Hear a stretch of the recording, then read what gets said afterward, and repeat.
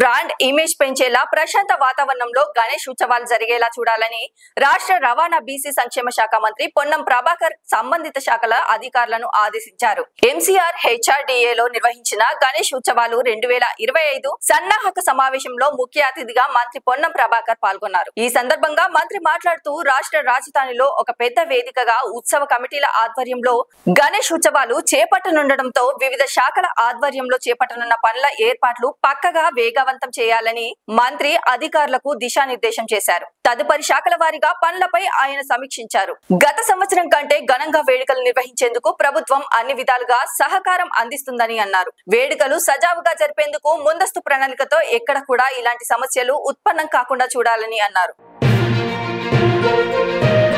రాష్ట్ర ప్రభుత్వం తరఫున గౌరవ ముఖ్యమంత్రి గారి సూచన మేరకు ప్రతి సంవత్సరం గణేష్ ఉత్సవాల ఏర్పాటు, నిర్వహణ, నిమజ్జనం వరకు కూడా కార్యక్రమాన్ని 3 దశల్లో మనం సమీక్షించుకుంటూ వివిధ డిపార్ట్మెంట్స్ కు సంబంధించి గత సంవత్సరం చేసినటువంటి దానికంటే ఏ విధంగా ఇంకా మెరుగైన విధంగా చేయడము, ఎటువంటి ఇబ్బందులు లేకుండా నిర్వాహకులు ఏ విధంగా మద్దతును సహకారాన్ని అందించాలి, ప్రజల భాగస్వామ్యం కూడా ఏ విధంగానైతే ఇంతకుముందు భాగ్యనగర్ ఉత్సవ సమితి నుంచి ఇది ఒక ధర్మపరమైన కార్యక్రమం కాబట్టి ఇతరులకు ఇబ్బంది లేకుండా ప్రజలకు అసౌకర్యం కలగకుండా ఉండే విధంగా 9 రోజులు ఈ కార్యక్రమం నిర్వహించుకోవాలి సమన్వయంతో అనేటువంటి అనేక అంశాలు చర్చ చేసుకోవడం జరిగింది.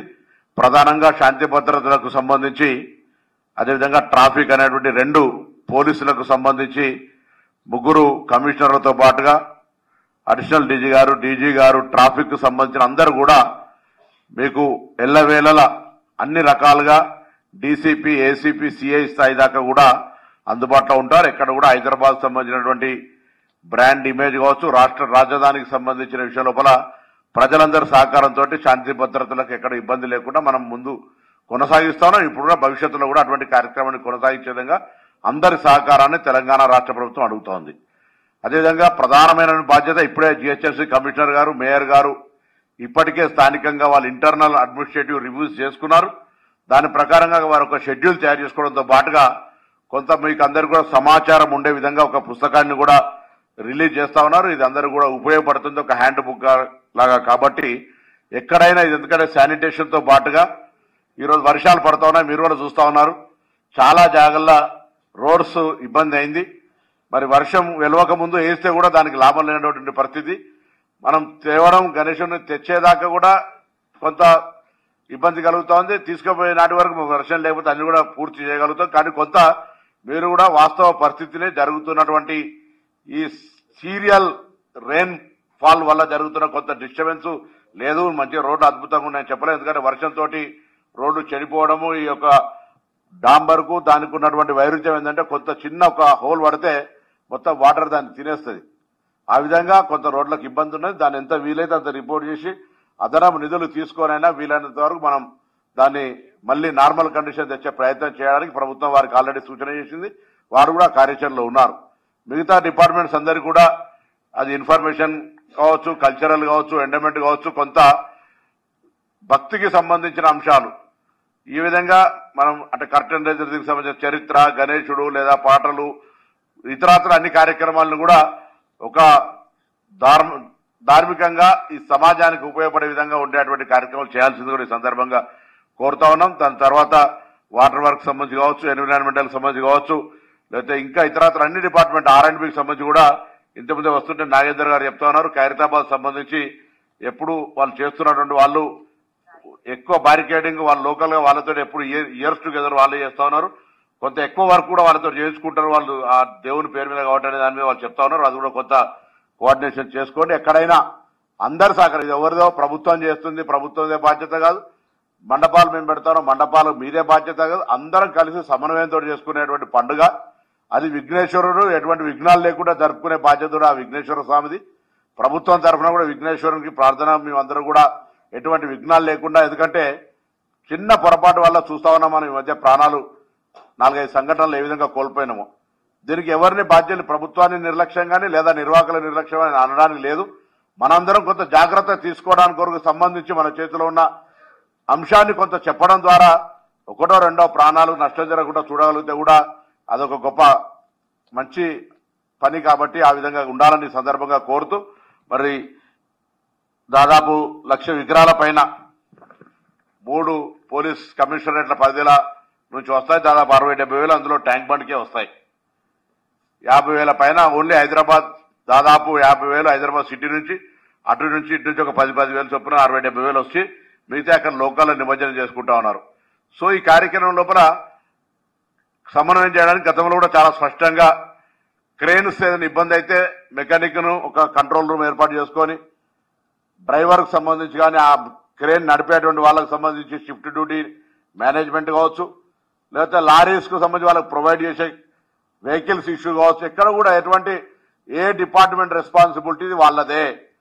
ప్రభుత్వం తరఫున స్పష్టమైనటువంటి ఆదేశాలు, ఏ శాఖ తరఫున అయినా ఏదైనా పొరపాట్లు జరిగితే ఆ శాఖకు సంబంధించిన బాధ్యత గల అధికారి బాధ్యుడవుతాడు. కాబట్టి సమన్వయంతో జరిపే సందర్భం లోపల జిల్లా కలెక్టర్లు, పోలీస్ కమిషనర్లు ప్రధానమైనటువంటి భూమిక నిర్వహిస్తారు. కానీ డిపార్ట్మెంటల్ హెడ్స్ గా మొత్తం ఉత్సవం సాఫీగా జరగడానికి ఇది ముఖ్యమంత్రి గారి సూచన. వాళ్ళ బాధ్యతగా వాళ్ళ యొక్క కార్యక్రమం నిర్వహణ చేసుకొని ఎటువంటి నిర్లక్ష్యం వద్దు. ఏదైనా యాక్సిడెంటల్ ఇస్ డిఫరెంట్, బట్ నిర్లక్ష్యం వల్ల జరిగిందంటే తప్పకుండా వాళ్ళ రెస్పాన్సిబిలిటీ మాత్రం ఫిక్స్ అవుతుంది. కాబట్టి దయచేసి అది దృష్టిలో పెట్టుకొని బాధ్యత నిర్వహించడానికి, అది కూడా ఇది different type of variety event కాదు, ఇది భక్తికి సంబంధించి మీకు కూడా భక్తుల భాగస్వామ్యంగా తీసుకొని బాధ్యత ప్లస్ భక్తి రెండు కలిపి ఇంకో కొంత రెస్పాన్సిబిలిటీ ఎక్కువ తీసుకొని నడిపేటువంటి కార్యక్రమం కాబట్టి ఆ దిశలో తీసుకోవాలని సందర్భంగా కోరుతాను. మళ్ళీ ఇప్పుడే డీజీ గారితో కూడా చేసినాం, 3 కమిషనరేట్లతోటి డీసీపీ, ఏసీపీ స్థాయి దాకా మనం ఒకసారి ట్రాఫిక్ సంబంధించి ఒక జాయింట్ ఐత్రిబుల్సీల సమావేశం పెట్టుకొని, ఎందుకంటే మొన్న రక్షాబంధనం రోజు చూస్తూ ఉంటే నేను ఉస్మానాబాద్ పోతా ఉన్నా, మొత్తం 4 దిక్కుల సిటీకి అంతా ట్రాఫిక్ జామ్ అయిపోయింది. నేను ఇమ్మీడియట్ గా 3 సిపిలతో అదేవిధంగా డీజీ గారితో కూడా ఫోన్ మాట్లాడు. ఎందుకంటే కొంత రోడ్ల మీద బండ్లు పార్క్ చేసుకోవడం వల్ల, ఇతరత్ర కారణాల వల్ల కొంత మ్యాన్ ప్రాపర్ నాట్ మెయింటెనెన్స్ వల్ల జరుగుతున్నాడు. కొత్త ట్రాఫిక్ అనుకోకుండా 50 మంది వెళ్లాల్సింది ఒకటేసారి 100 మంది వెళ్ళి ఇబ్బంది అయింది. కానీ కొన్ని చిన్నగా మనం రెక్టిఫై చేసి పబ్లిక్ అవేర్నెస్ చేయగలిగితే ట్రాఫిక్ కొంత స్పీడ్ నడిచేటువంటి పరిస్థితులు చాలా మందికి ఇబ్బంది జరిగింది ఆ రోజు. అట్లా ఇప్పుడు కూడా చూస్తా ఉన్నాం, కొంత వాటర్ నిల్వలు, వాటర్ స్టాగ్నెట్ సంబంధించినటువంటి 140 పాయింట్స్లల్లా దాదాపు 80 ఇప్పటికే రిపేర్ అయిపోయినాయి. నీటిని ఎక్కడ నిల్వ లేకుండా ఉండడానికి ప్రయత్నం చేస్తా ఉన్నాం. కానీ చూస్తా ఉన్నారు, ఇప్పుడు ఈ మధ్యలో కాశ్మీర్లో కావచ్చు, ఇతరత్ర హరిద్వార్లో కావచ్చు, ఉత్తరాఖండ్లో కావచ్చు, అక్కడక్కడ క్లౌడ్ బర్స్ట్ జరిగి ఎటువంటి వర్షాలు పడుతుంటే ఎవరు కూడా మానవ మేనేజ్మెంట్ చేయలేని పరిస్థితులలో జరుగుతూ ఉంది. దాని నుంచి వీలైనంత వరకు ప్రమాదం నుంచి రక్షించబడడానికి బయటికి రాకుండా ఉండాలంటే ప్రభుత్వం అట్లా చెప్పింది అనుకో, ప్రభుత్వం కూడా అట్లా చెప్పడానికి ఎవరి బాధ్యతలో వాళ్ళ ఉండేటువంటి కొంత జాగ్రత్త తీసుకోమని మాత్రం చెప్పడం జరుగుతూ ఉన్నది. సో ప్రభుత్వం తరఫున అన్ని రకాల ఇటు గణేష్ నిమజ్జనం కావచ్చు, విపరీతమైన భారీ వర్షాలకు సంబంధించినటువంటి తీసుకోవాల్సిన చర్యల విషయం కావచ్చు, దాని తదుపరి మళ్ళీ అనారోగ్యాలకు గురి కాకుండా అంటు వ్యాధులు, సీజనల్ వ్యాధులు రాకుండా ఉండేటువంటి విధంగా ఇమ్మీడియట్ గా ఆ ప్రక్రియను కూడా కొనసాగిస్తూ ఎప్పటికప్పుడు అప్రమత్తంగా ఉండే ప్రయత్నం చేస్తారు. ఇవన్నీ సక్రమంగా విజయవంతంగా జరగాలంటే ఇటు నిర్వాహకులు, ప్రజల సహకారం కావాలి. కాబట్టి రాష్ట్ర ప్రభుత్వ పక్షాన నిర్వాహకులకు, అటు ప్రజలందరికీ, ముఖ్యంగా హైదరాబాద్ లో జరిగే గణేష్ ఉత్సవాలను బస్సు మహాలక్ష్మి ఫ్రీ అయిన తర్వాత చుట్టుపక్కల నుంచి చాలా మంది చూడడానికి ఇక్కడికి వస్తూ ఉంటారు. లైక్ చేయండి, షేర్ చేయండి, సబ్స్క్రైబ్ చేయండి. మరిన్ని వీడియోల కోసం బెల్ సింబల్ పై క్లిక్ చేయండి.